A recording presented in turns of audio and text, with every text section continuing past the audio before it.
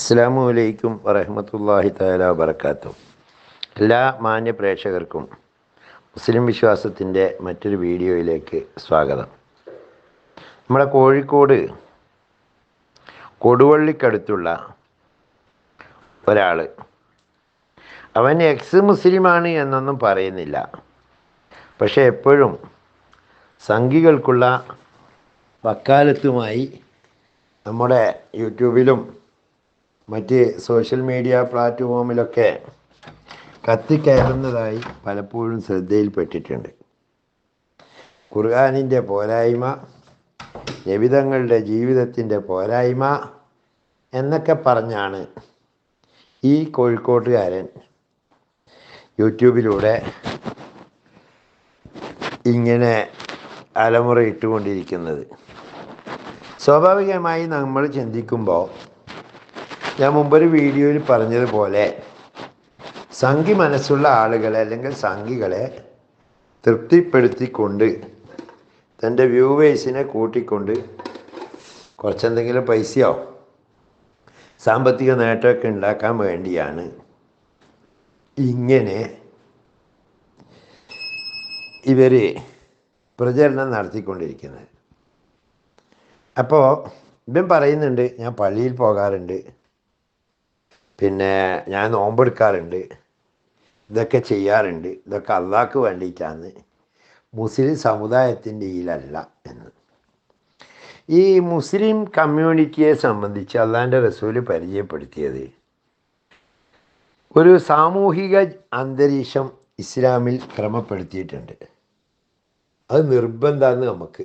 അതായത് ഈ 5 നേരത്തെ നിസ്കാരം ജമാഅത്തായി നിസ്കരിക്കാനാണ് ഇസ്ലാം പഠിപ്പിക്കുന്നത്, ഒറ്റയ്ക്കൊറ്റയ്ക്ക് വീട്ടിൽ നിന്ന് നിസ്കരിക്കാനല്ല. എന്തിനാണ് ഈ ജമാഅത്തായിട്ട് നിസ്കരിക്കുന്നതെന്ന് ചോദിച്ചു കഴിഞ്ഞാൽ, എല്ലാവരും പള്ളിയിലെത്തി അവിടുത്തെ സമൂഹത്തിലെ പ്രശ്നങ്ങൾ ചർച്ച ചെയ്ത് അതിനുള്ള പ്രതിവിധി ഉണ്ടാക്കാൻ ആ കൂട്ടായ്മയ്ക്ക് കഴിയും. രണ്ടാമത്, വെള്ളിയാഴ്ചയിലെ ജുമുഅ ദിവസം 5 നേരം കൂടുന്നു. അതിൻ്റെ പുറമെ ആഴ്ചയിലൊരു വെള്ളിയാഴ്ച ബഹുഭൂരിഭാഗം ആളും കൂടിച്ചേരും. എന്നിട്ടോ ആ നാടുമായിട്ട് ബന്ധപ്പെട്ട ആ സമൂഹത്തിൽ ആരെങ്കിലും പട്ടിണി അനുഭവിക്കുന്നുണ്ടെങ്കിൽ, ആർക്കെങ്കിലും രോഗം ബാധിച്ചിട്ടുണ്ടെങ്കിൽ, അതുപോലെ തന്നെ എന്തെങ്കിലുമൊക്കെ ദുരിതങ്ങൾ ആർക്കെങ്കിലും സംഭവിച്ചിട്ടുണ്ടെങ്കിൽ അവർക്ക് വേണ്ടി പ്രാർത്ഥിക്കുക ഉൾപ്പെടെയുള്ള കാര്യങ്ങളാണ് വെള്ളിയാഴ്ച ചെയ്യുന്നത്. ഇത് ഓരോ മുസ്ലിമിൻ്റെയും കൂട്ടായ്മയുടെ ഏറ്റവും വലിയ അടയാളമായിട്ട് കാണുന്നൊരു കാര്യമാണ്. അതായത് പരസ്പരം സ്നേഹിക്കുന്നതിലും പരസ്പരം കരുണ കാണിക്കുന്നതിലും മയം ചെയ്യുന്നതിലും ഈ മുസ്ലിം എന്ന് പറഞ്ഞു കഴിഞ്ഞാൽ അള്ളാഹിൻ്റെ റസൂൽ ഉപമിച്ചിരിക്കുന്നത് ഒരു ശരീരത്തെ പോലെയാണ്. എന്താ ശരീരത്തിൻ്റെ പ്രത്യേകത? ആ ശരീരത്തിലെ ഏതെങ്കിലും ഒരു അവയവങ്ങൾക്ക് എന്തെങ്കിലും പരിക്ക് പറ്റിയാൽ ശരീരത്തിൻ്റെ ബാക്കി ഭാഗങ്ങൾ പനിച്ചും ഉറക്കമൊഴിച്ചും ആ ശരീരഭാഗത്തോട് അനുഭാവം പ്രകടിപ്പിക്കുന്നു എന്നതാണ് മുസ്ലിമിൻ്റെ ഉദാഹരണമായി അള്ളാഹിൻ്റെ റസൂല് പറഞ്ഞത്. ഇത് വ്യക്തമായി മനസ്സിലാക്കാൻ ചെറിയൊരു സംഭവം പറഞ്ഞുതരാം. കുറച്ച് മാസങ്ങൾക്ക് മുമ്പ് ഒരാളുടെ കൂടെ അയാളുടെ ബൈക്കിൽ പോകുന്ന സമയത്ത് ഞാനൊന്ന് വീണു. എൻ്റെ കൈക്ക് നല്ല രൂപത്തിൽ ഈ നിലത്ത് കോറിയിട്ട് നല്ല പരിക്കായി, കുറേ തോല് പോയി. തുടർന്നുള്ളൊരു 3-4 രാത്രികളിൽ എനിക്ക് ഉറങ്ങാൻ കഴിഞ്ഞില്ല. നമ്മൾ എല്ലാവർക്കും സംഭവിക്കുന്നതാണ്. വേദന ഉണ്ടാവും, അതുപോലെ പനി ഉണ്ടാവും. ഇതൊക്കെ കൊണ്ട് ഭയങ്കര അസ്വസ്ഥതകൾ. എനിക്ക് ഉറങ്ങാൻ കഴിഞ്ഞില്ല. സത്യത്തിൽ നമുക്കറിയാം, നമ്മൾ ഉറങ്ങുന്ന കണ്ണടച്ചിട്ടാണ്, ഉറക്ക് വരില്ല. ഈ കയ്യും ഉറക്കുമായിട്ട് എന്താ ബന്ധം? പ്രത്യക്ഷത്തിൽ ബന്ധമൊന്നുമില്ല. പക്ഷേ ഈ കൈക്ക് പരിക്കേറ്റപ്പോൾ എൻ്റെ കണ്ണും ചെവിയും തലയും ബാക്കിയുള്ള എല്ലാ അവയവങ്ങളും ഇതിനോട് അനുഭാവം പ്രകടിപ്പിച്ചുകൊണ്ട് ഉറക്കമൊഴിക്കുന്നു, പനിക്കുന്നു. ഇത് എല്ലാവർക്കും അനുഭവമുള്ളതാണ്. ഇതേപോലെയാണ് ഒരു മുസ്ലിമിന് മറ്റൊരു മുസ്ലിമിൻ്റെ വേദന എന്ന് പറയുന്നത്. അതിന് വർഗീയത എന്നൊന്നും പറഞ്ഞിട്ട് കാര്യമില്ല. ലോകത്തിലെവിടെയായാലും നീതിയുടെ പക്ഷത്ത് നിൽക്കുന്ന മുസ്ലിങ്ങളെ സംബന്ധിച്ചിടത്തോളം ആർക്കെങ്കിലും ഒരു ബുദ്ധിമുട്ട് നേരിട്ടാൽ സ്വാഭാവികമായിട്ടും ആ വിഷയത്തിൽ നമ്മുടെ നാട്ടിലോ നമ്മുടെ അടുത്തുള്ള നാട്ടിലൊക്കെ ആണെങ്കിൽ നമുക്ക് സാമ്പത്തികമായോ അല്ലെങ്കിൽ മറ്റേതെങ്കിലും രൂപത്തിൽ സഹായിക്കാൻ പറ്റുമെങ്കിൽ നമുക്കത് ചെയ്യും. പക്ഷേ ദൂരനാടുകളിലൊക്കെ അല്ലെ വിദേശ രാജ്യങ്ങളിലൊക്കെ ആണെങ്കിൽ സംഭവിച്ചതെങ്കിൽ നമ്മളെന്ത് ചെയ്യും? അവർക്ക് വേണ്ടി പ്രാർത്ഥിക്കും. അതാണ് നമ്മുടെ ജമാഅത്ത് എന്ന് പറയുന്നത്, കൂട്ടായ്മ എന്ന് പറയുന്നത്. ഈ കൂട്ടായ്മയിൽ നിന്ന് പുറംതിരിഞ്ഞ് പോയാൽ അതും അള്ളാഹിൻ്റെ റസൂല് പറഞ്ഞിട്ടുണ്ട്.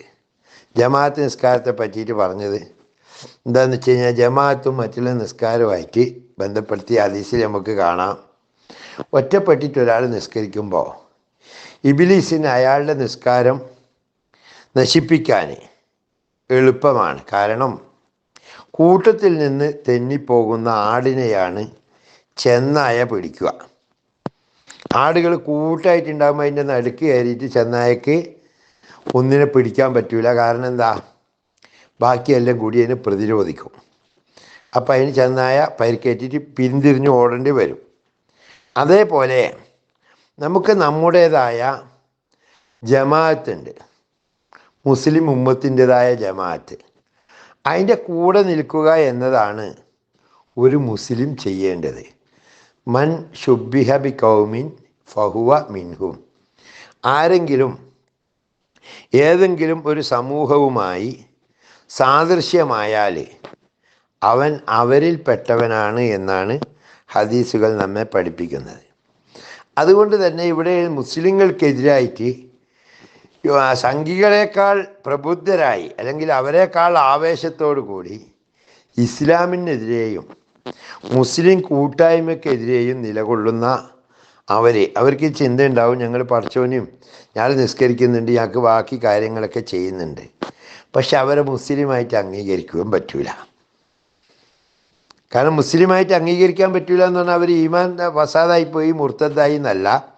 അത് ലാഹിറാക്കിയാൽ മാത്രമേ ഞാൻ ഇസ്ലാമിൻ്റെ എന്തെങ്കിലും നെസ് കൊണ്ടുപോയി പണ്ഡിതന്മാരുടെ ഇജ്മാവ് കൊണ്ട് അറിയപ്പെട്ടൊരു കാര്യം ഒരാൾ നിഷേധിക്കുകയോ അല്ലെങ്കിൽ നിർബന്ധമായ കാര്യത്തെ നിഷേധിക്കുകയോ അല്ലെങ്കിൽ ഹറാമായ കാര്യത്തെ നിർബന്ധമാണെന്ന് വാദിക്കുകയോ ചെയ്യുക പോലെയുള്ള രിദ്ദത്തിൻ്റെ കാരണങ്ങൾ ഒരാൾ ചെയ്താൽ മാത്രമേ അവന് മുർത്തദ് എന്ന് പറയാൻ പറ്റുള്ളൂ. പക്ഷേ ഒരു കപ്പലിൽ നിന്നുകൊണ്ട് അടിയിലത്തെ പലക ഇളക്കുന്ന ആളുകളെ പോലെ ഇത്തരത്തിൽ ഇസ്ലാമിനെ അവമതിപ്പ് നടത്തുന്നവർക്ക് തോന്നലുണ്ടാവും, ഓ ഞാൻ നിസ്കരിക്കുന്നുണ്ട്, ഞാനിങ്ങനെയൊക്കെ പറഞ്ഞു കഴിഞ്ഞാൽ എനിക്ക് കുറേ പൈസ ഏതായാലും കിട്ടും, പിന്നെ കേൾക്കുന്നവർക്ക് സുഖം ഉണ്ടാവുമല്ലോ എന്ന് ചിന്തിക്കുന്നവർ മനസ്സിലാക്കേണ്ടത് അവരുടെ ഈമാന് ഫസാദായിക്കൊണ്ടിരിക്കുകയാണ്. ഒരിക്കലും അവർക്ക് എന്ത് ചെയ്യാൻ പറ്റൂല, ഈ സമുദായത്തിൻ്റെ മൊത്തത്തിലുള്ള ഒഴുക്കിൽ അവർക്ക് നീങ്ങാൻ കഴിയില്ല. അങ്ങനെയുള്ള വിവരദോഷികളെ തിരുത്തേണ്ടത് ആദ്യം അവരുടെ കുടുംബമാണ്, അവരുടെ മാതാപിതാക്കളാണ്, അവരുടെ കുടുംബമാണ്. അത് പറ്റാത്ത സമയത്താണ് നാട്ടുകാർക്ക് തിരുത്തേണ്ടി വരിക. അവർക്കും തിരുത്താൻ കഴിയുന്നില്ലെങ്കിലാണ് ജമാഅത്തിൻ്റെ ബാധ്യതയായി, സമുദായത്തിൻ്റെ അല്ലെ ഉമ്മത്തിൻ്റെ ബാധ്യതയായി മാറുന്നത്. ഇതേപ്പറ്റി നിരവധിയായ ഹദീസുകൾ കാണാം. ഈ സമുദായത്തിൽ ഭിന്നത ഉണ്ടാക്കുന്ന ആളുകളെ തിരുത്തുന്നതിനെ പറ്റി. അതായത് ഒരു വിഭാഗം ആളുകൾ ഒരു കപ്പലിൽ സഞ്ചരിച്ചുകൊണ്ടിരിക്കുന്നു. അപ്പോൾ താഴെ മുകളിലുള്ള കപ്പലിലുള്ള ആളുകൾക്ക് താഴെ നിലയിലുള്ളവർക്ക് മുകളിലാണ് വെള്ളം എടുക്കാൻ പോകേണ്ടത്.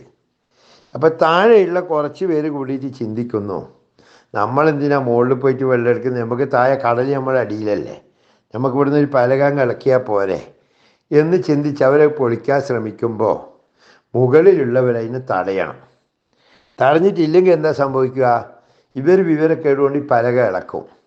ഇളക്കിക്കഴിഞ്ഞാൽ സ്വാഭാവികമായിട്ട് കപ്പൽ മുങ്ങുമ്പോൾ മുകളിലുള്ളവരും താഴെയുള്ളവരും ഒക്കെ വെള്ളത്തിൽ പെട്ടുപോകില്ലേ. അതുപോലെ തിരുത്തൽ നിർബന്ധമാണ് എന്നാണ് ഹദീസുകൾ നമ്മെ പഠിപ്പിക്കുന്നത്. അത് ഉമ്മത്തിൻ്റെ നേതൃത്വത്തിൻ്റെ കടമ തന്നെയാണ്.